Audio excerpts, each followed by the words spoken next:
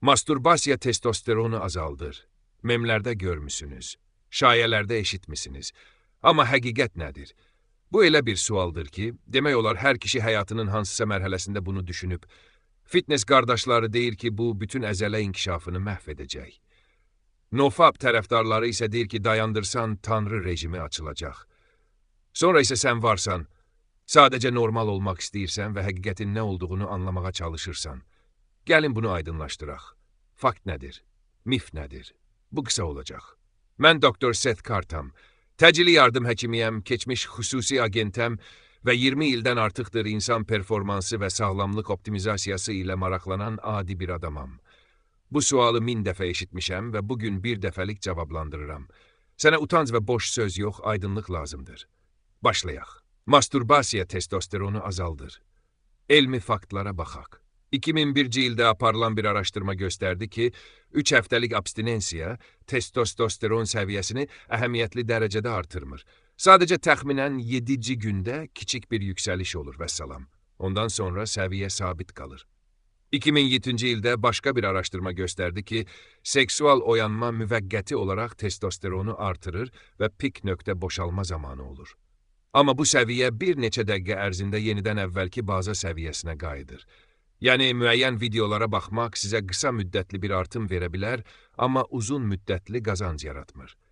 Nəticə budur. Masturbasiya testosteronu çökdürmür, amma onu ciddi şəkildə artırmır da. İndi isə real tərəfə keçək. Məsələ təkcə ara bir masturbasiya etmək deyil. Məsələ nə qədər tez-tez etdiyiniz, niyə etdiyiniz və edərkən nəyə baxdığınızdır. Əgər gündə 2-3 dəfə porno izləyirsinizsə və beyninizi sonsuz scroll ilə keydirsinizsə, dopamin sisteminizi hissizləşdirirsiniz. Bu isə motivasiyanı azaldır və həyat həvəsini aşağı salır. Və bəli, bu dolayı yolla zamanla testosteronu da azalda bilər.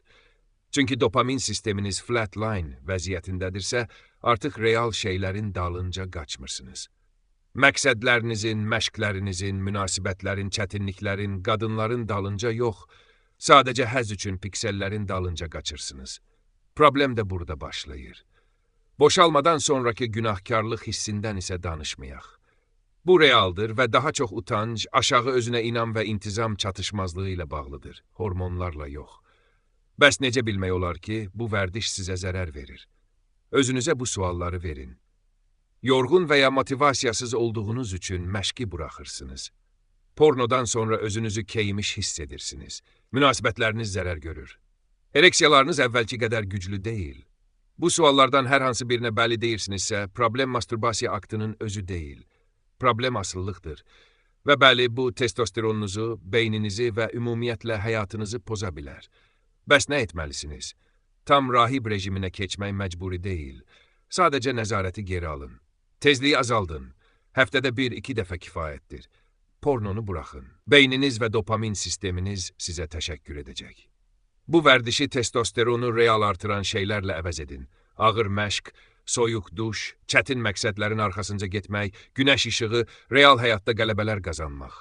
Əgər hormonlarınızı, enerjinizi, motivasiyanızı və özünə inamınızı həqiqətən optimallaşdırmaq istəyirsinizsə, bu tək mövzu ilə bitmir. Sizə bütöv sistem lazımdır. Ona görə kursumu və özəl icmamı The Tribe yaratdım. Orada bu mövzuları daha dərindən işləyirik. Aşağıdakı linklərə baxa bilərsiniz. Son nəticə, masturbasiyanın özü düşmən deyil. Amma vərdişlərinizə, düşüncə tərzinizə və dopamin sisteminizə etdiyiniz təsir əsas problemdir.